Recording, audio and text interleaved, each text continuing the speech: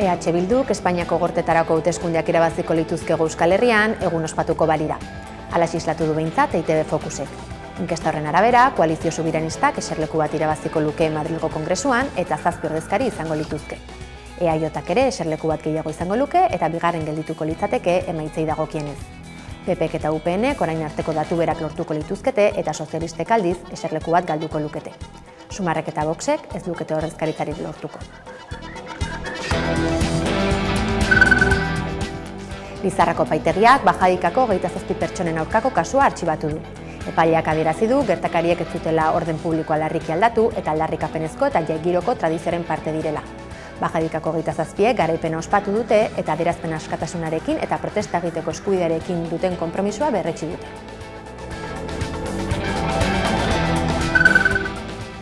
Kafeko langileek ordubeteko lanuztea egin dute Jerusalemgo tranbia proiektuaren aurka.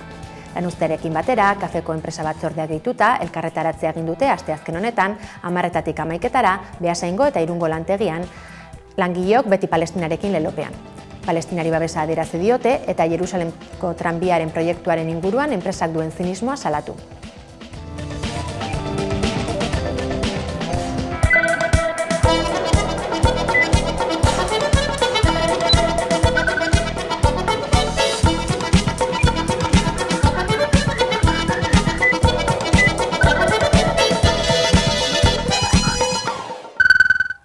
Gabon guztioi eta ongi etorri urriaren bateko albistegira.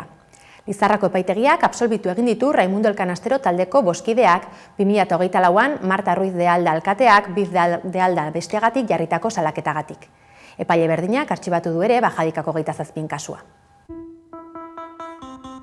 Lizarrako epaitegiak absolbitu egin ditu Raimundo Elkanastero taldeko boskideak 2024an Marta Ruiz de Alda alkateak Biz de Alda besteagatik jarritako salaketagatik. Joan den irailaren 9an egin zieten epaiketa Lizarran bertan. Fiskaltzak absoluzioa eskatu zuen taldeko bikiderentzat, baina isuna eskatu zuen gainerako 3 auzipetuentzat. Azkenean, 5 absolbitu dituzte. Magistratuaren ustez ez dago errugabetasun presuntzioa baliogabetzeko froga nahikorik, eta taldearen adierazpen askatasunaren barruan kokatzen direla azpimarratu du. Epaian aitortzen da esamoldeak zoritxarrekoak edo deserosoak izan daitezkela, baina ez direla iristen mehatxuaren edo irainaren lege atalasera. Auzitegiak gogorarazi du, gainera, kargu publikodunen kasuan diskurtso kritikoaren mugak zabalagoak izan behar direla, eta iraina zuzenean bere funtzioak betetzean gertatzen denean bakarrik zigortu daitekela. Prozesu honetan egiaztatu ez zen moduan. Epaia ezagut ondoren musika taldeak ebazpena sare sozialen bidez ospatu du, eta musika eta protesta ez direla delituak aldarrikatu dute. Kriminalizazio kanpainatzat jotzen dutenaren aurrean jasotako babesa eskertuz. Bestalde, epaile berdinak artxibatu egin du Bajadikako 27en aurkako kasua eta ez du epaiketetara eramango. Iruñeko udalak erorien monumentua eraldatzeko ideien lehiaketa berria jarri du martxan. Informazio gehiago dauka Irune Errejanok. Erorien monumentuaren aferak fokuan jarraitzen du Iruñean. Iruñeko udalak astearte honetan iragarri duenez, monumentuaren etorkizuna definituko duen lehiaketa berri baterako oinarriak prestatzen ari da.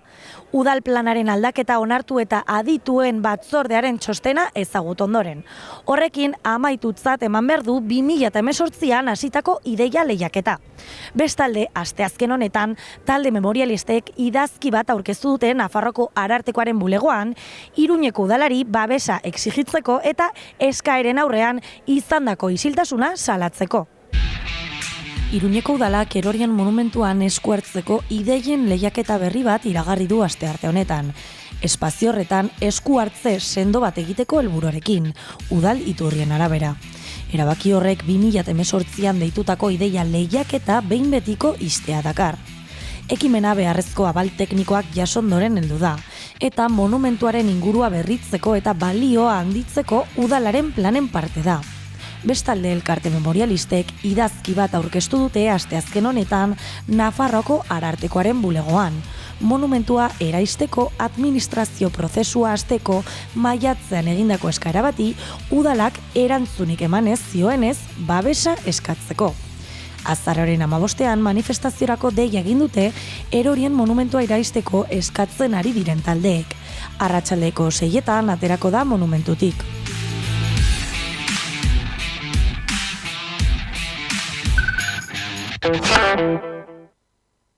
Azparneko Puio higiezinen agentzia okupatzearen erantzule egin ditu epaileak 7 ekintzaile. Horietatik 3 jaso dute zigor altuena. Bakoitzarentzat 1.000 euroko isuna agindu du. Beste 4 militanteen kasuan 500 euroko isuna agindu du gibelapenarekin. Aierrako espekulazio kasu bat medio iazko urtarrian Puio agentzia okupatu zuten 7 ekintzaileri isuna jarri dizkiete, 3.000 euro.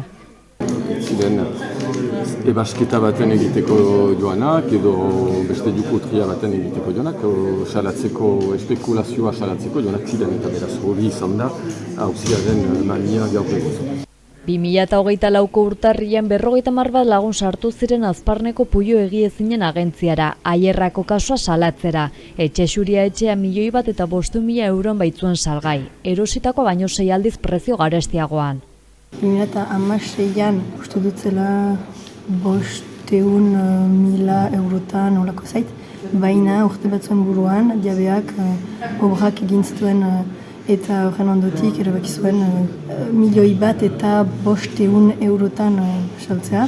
Aierrako auzapezak ere bat egin zuen espekulazioaren aurkako ekintzarekin.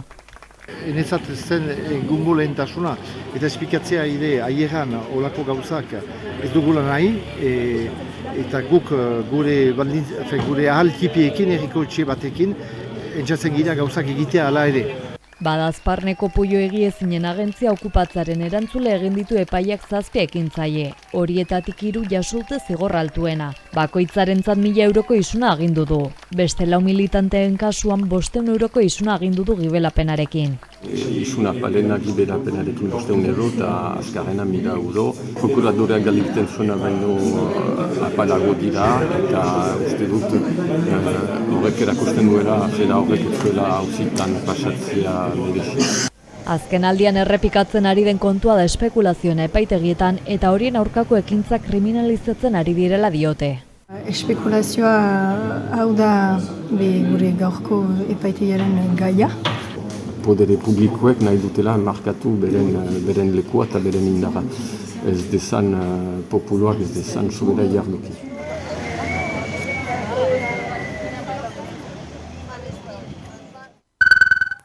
Bilboko Aldezarreko bizilagunek Masabi enpresak hainbat atarietako etxabeak erosi dituela salatu dute eta horiekin negozioa egiten duela. Bilboko udalari neurriak hartzeko eskatu diote.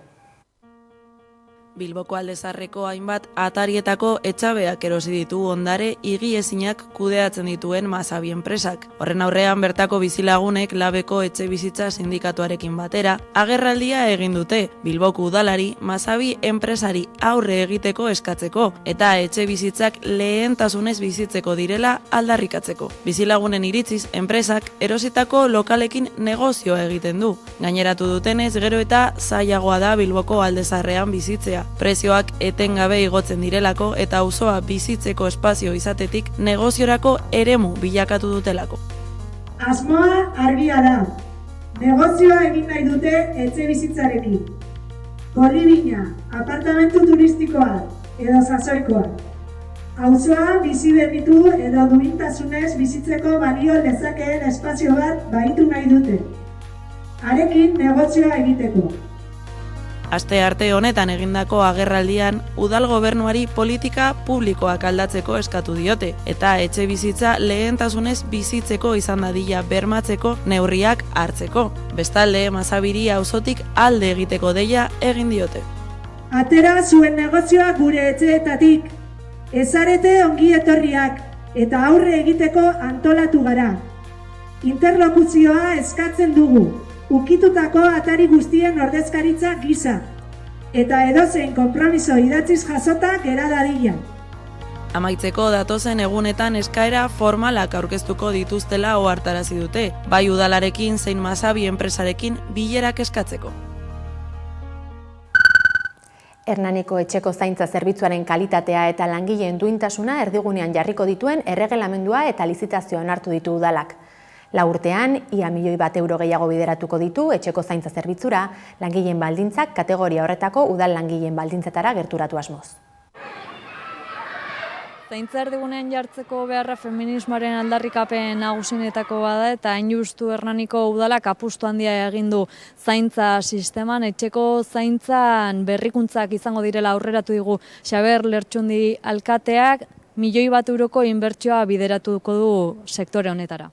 Guk Hernaniko udalak zaintza sektoreko eragileekin batera zaintzaren inguruko plan orokor bat badaukagu eta hasieratik izan da etxeko zaintza zerbitzua estrategikoa, ez? Eta horregatik, neurri desberdinak hartzen junga urteetan zehar eta orain neurri pauso garrantzitsuak emateagoaz. Aste honetan Hernaniko etxeko zaintza zerbitzuko langile batzordeak enpresarekin lortu duen lan hitzarmen lokalaren berri eman du. Udalak tokiko lan hitzarmen hori babestu eta etxeko zaintza zerbitzuaren kalitatea eta langileen duintasuna erdigunen jarriko dituen erreglamentua eta lizitazioa onartu ditu. Hori ala aurrerantzan etxeko zaintza zerbitzua bideratuko duen enpresak lan hitzarmen hori bete eta errespetatu beharko du. Langileen ordezkariek sinatu ahal izan dute hitzarmen kolektibo berri bat. Hitzarmen kolektibo berri bat, 4 urtetako plan batean beraien lanbaldintzak asko hobetuko dituenak. Batetik, bai ikuspegi ekonomiko batetik, baina bai beste motatako baldintza batzuen ikuspegitik, ez? Hobekuntza batez ere etxeko zaintza zerbitzuan lanean ari diren emakumeek sumatuko dute. Soldata hobekuntzaz gain formakuntza orduak, lan orduen murrizketa edota baimen eta lizentzia berriak edukitza ahalbidetuko dute. Eta printzipioz kontratuak 2026ko urtarrian batetik hasi beharko luke martxan. Ja baldintza berri hauek barneratuta. 4 urtean ia €1.000.000 gehiago bideratuko ditu Hernaniko udalak etxeko zaintza zerbitzura. Langileen baldintza kategoria horretako udal langileen baldintzetara gerturatu asmoz. Apostu estrategiko bat da Hernaniko udalarentzat, oso garrantzitsu bat ematen dugu, inbertsio handi bat da egingo deguna, baina ulertzen dugu zaintzak badiela kontu sozial bat, ekonomiko eta politiko bat, eta guri dagokigula apostu hori egitea, eta hori da egiten ari gara.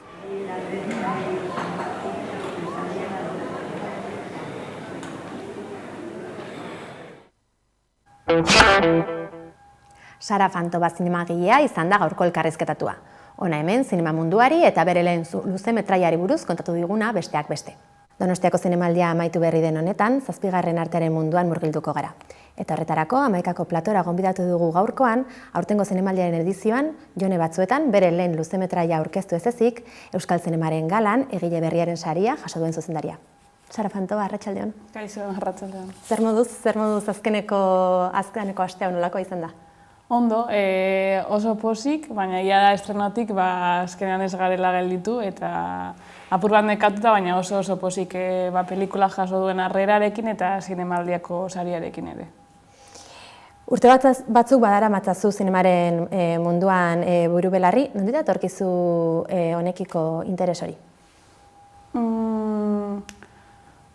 Ez dakit, sentitzen dut bai txikitatik banuela desira edo grina artaren munduan ibiltzeko edo nekien idatzi nahi nuela edo gauzak azaldu nahi nituela eta kontatu nahi nituela, baina ez nekien oso ondo hori zer esan nahi zuen eta nondik bideratu. Orduan sentitzen dut, azkenean ez nekielako oso ondo zer esan nahi zuen zinema egitea, zer esan nahi zuen zuzendari izatea. Orduan hori joan nahi ulertzen apur bat denborarekin, ikasketekin, eta denborarekin, ez orduan, gutxinaka eduki nuen privilegioa zinema ikasi ahal izan nuela, eta hor joan nintzen ikusten, zer esan nahi zuen, gauza bakoitza ez, pelikula bat egiterako orduan, eta gutxinaka irakasle batek eta lagun batek apur bat lagunduta ikusi nuen, gustatzen zitzaidan zuzentzea zela, eta azkenean hor bukatu nuen, baina izan da apur bat, bizitzak eraman nahuelako horra eta ulertu dudalako hori hortik bideratu nahi nuela gauzak azaltzeko espazioa, ez? Azkenan espazio askotan izan zen hori eta azkenan zineman topatu dut erosoago sentitzen nahi zen tokia. Lehen luze-metraia aurkeztu duzu, Jone Batzuetan, zer konta dezagukezu honi buruz, nolako izan da luze-metraia honen sormen prozesua, nolabait esateko? Oso luze. Eta apur bat zaila laburbiltzeko, baina hasi ginen 2018an nire unibertsitatearen barruan daukaten programa baten ditzen dela Opera Prima, dela ikaslei horien lehenengo pelikulak garatzen laguntzeko espazio bat, eta hori hasi nintzen beste bideoilariekin, Nuria eta Nuriakin pelikulan pentsatzen, eta gutxinaka joan ginen bidea topatzen, ez? Gabon horietan nire aitak utzi zizkian irakurtzen bere gaztetako eta nera bezaroko egunerokoak, eta hor eguneroko horietan topatu genuen hasia gero pelikula idazten hasteko, ez? Gero ere neukan desira Bilboko jaietan grabatzeko, eta hor gauzak joan ziren batzen, eta azkenean puzzle horrekin lortu genuen jone batzuetan idaztea, ez? Eta gero pelikula bukatu arte ere beste pauso asko, ez? Castinga egitea, lokalizazioak topatzea, entzeguak egitea eta rodajea gero beste erronka bat, ez? Aste nagusian grabatzea. Eta horren prozesu oso luzea, baina sentitzen dut naizela oso ondo lagunduta bideo honetan ekipo inkreíble batekin, así que orain oroitzapenetik esango nuke ez dela izan super zaila, baina egia da gero momentuan zaudela hor como queriéndote morir un poco. Lantalde handia dago orduan proiektuaren atzean?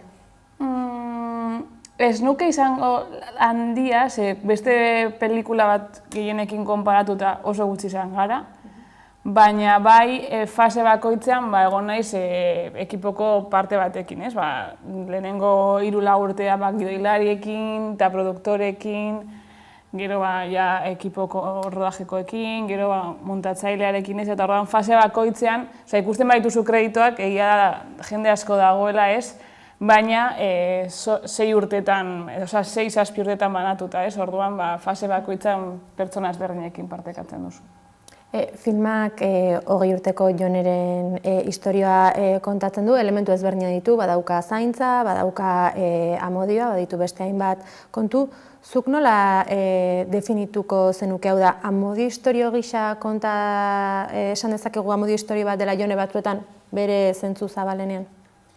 Ez nuke esango hori dela pelikularen bihotza edo ez. Jonek pelikulan amodio historio bat dauka, baina ez pelikula esango nuke edo ala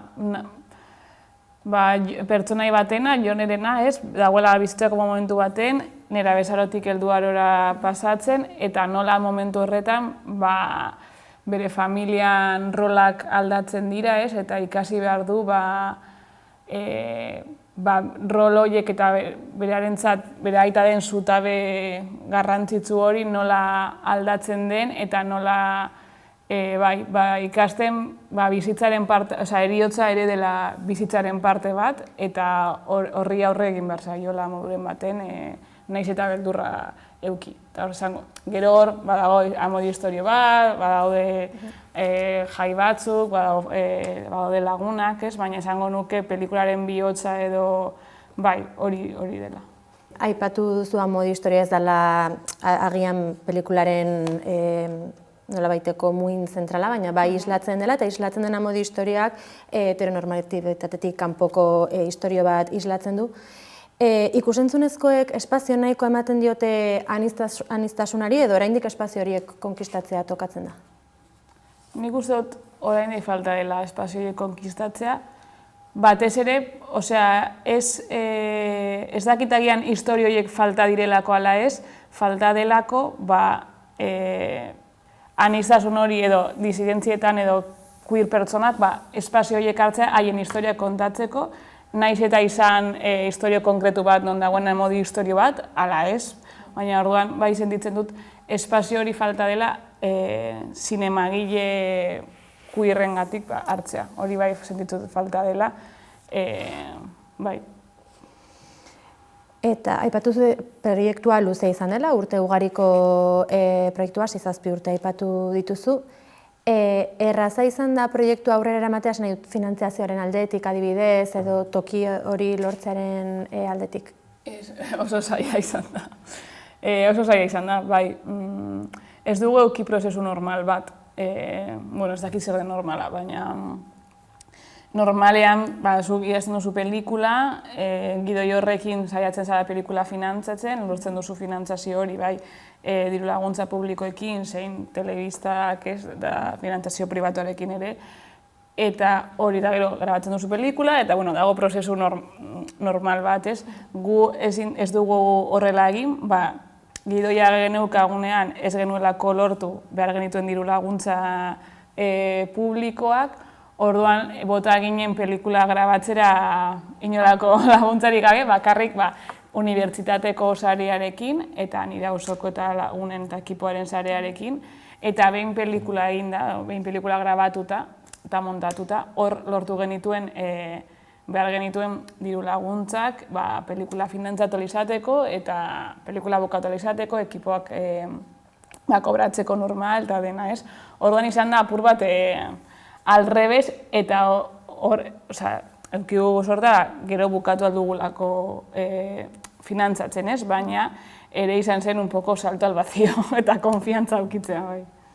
Aipatu dugu Jone Batzudan zure lehen luze metraia dela, baina aurretik ere egin dituzu labur metraiak, zuzendaritza kolektibo baten parte hartu duzu, serie batzuetako atalak ere zuzendu dituzu. Oso ezberdina dira proiektu batzuk besteengandik, alor batzu besteengandik, eta baduzu gustukoena edo erosona sentitzen zaren alor hori? Bai, proiektuak oso ezberdinak dira haien artean, baina okidut sorte oso handi bat denak egin ditu dela lagunekin eta ezagutzen dudan jendearekin da konfiantzen dudan jendearekin. Orduan, naiz eta izan oso ezberdinak, saltzen genituen historiak ezberdinak ziren, nola planteatzen genuen rodajea eta proiektuak ezberdinak ziren, baina bai pelikula kolektiboan, zein laburmetraian, zein Asono Suezia serian, lagunekin egon naiz proiektuetan, orduan oso aberasgarriak izan dira eta asko ikasi dut eta asko disfrutatu dut ere historio horiek azaltzen. Azkenean oso kontekstu privilegiatua zelako niretzat ere, azkenean lagunekin negoelako hori egiten ez. Orduan, ez daukat favoritorik, bakoitza ditu bere gauza honak. Jone Batzuetan Donostiako zinemaldian ikusgai izan da, bertan ere aurkeztu duzu. Zer suposatzen du zuretzat, zure lehen lan luzea nazioarteko jaialdi batean ikusgai egote horrek?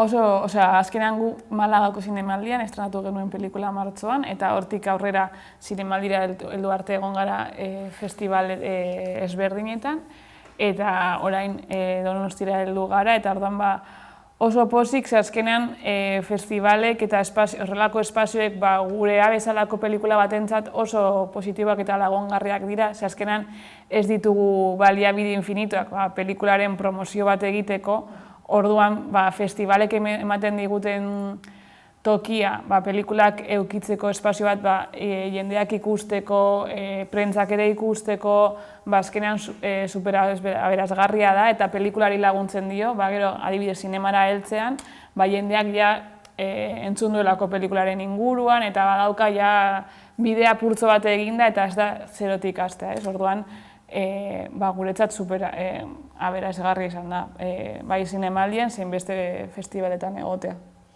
Eta hori ez ezik gainaz, zinemaldian, Euskal Zinemagintzaren galan egile berriaren saria eman zizuten.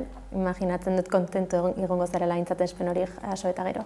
Bai, oso pozik ere. Azkenean sentitzen dut bultzada bat bezala, zinema egiten jarraitzeko eta espero dute ere honek hori zinema egiten jarraitzen laguntza eta baita ere espero dut laguntza ni bezalako neska gazteak haien lehenengo pelikulak sortzen ari direnak, haiei ez dakit nola, ez dakit haiengan ere pentsatzea ez eta haiek ere laguntza bidean eta ni superpozik sariarekin bai.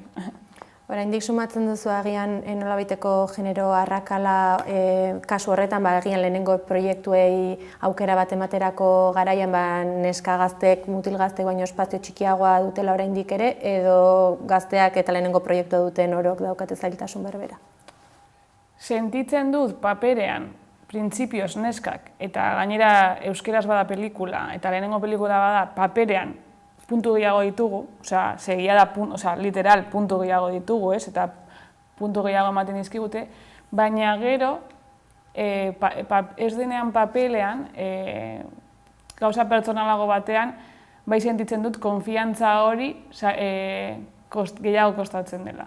Hori bai sentitu dut. Ez dakit, nirekin ikasi duten mutilek, lagunak, sentitu dut lehenago egin ahal izan dituztela haien proiektuak edo lehenago eduki dituztela aukerak haien proiektuak egiteko edo lanean hasteko bai zuzendaritza edo argazki zuzendaritza edo beste papeletan, ez? Zure etorkizunari dagokionez behintzat, orain datozen hilabeteetan murgilduko zara Jone Batzuetenen promozioarekin jarraitzen, edo badituzu beste proiektu batzuk eskuartean, gauza ugari uztartuko dituzu? Jone Batzueten pelikularen promozioarekin uste dut jarraituko dugu lapur bat. Hemen egongo naiz lanean ere beste pertsonen proiektuetan, eta hasiko naiz hurrengo urtean. Hasiko gara hurrengo pelikula idazten hasten, baina oraindik oso primarioa da eta ez dakigu nondik ondo bideratuko dugun, baina bai gogoekin hurrengo pelikulan pentsatzen hasteko. Ideia behintzat pelikularena hor dago? Bai, baina oso, ez da ideia bat, desira bat, baina bai. Desira hori hartuta, hortan aurretzeko dugu gaurkoan elkarrizketa, Sara Fantoa, mila esker Amaikara. Eskerrik asko. Mila esker. Gaurkoan, Eskafandra eta Mikosis taldeko Karlaren arteko kolaborazioarekin amaituko dugu albistegia, azken oroigarria bestiarekin hain zuzen ere. Gogoratu Amaikaren webgunea eta sare sozialak eskuragarri dituzuela, informazioa zabaldu nahi izanez gero. Mila esker zuen arretagatik, ondo izan eta bihar arte.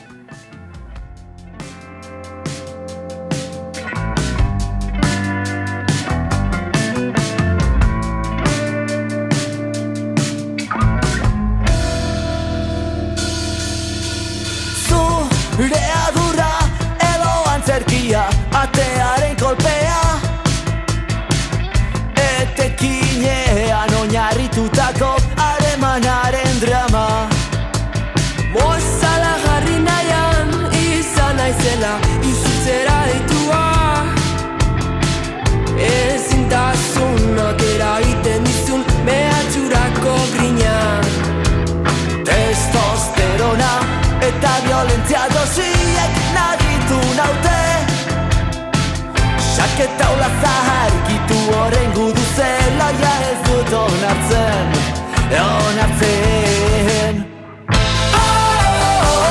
Godela bana, ta egizu lasai, abesti hau bolta, eskintzeko dudan azken oroigarria.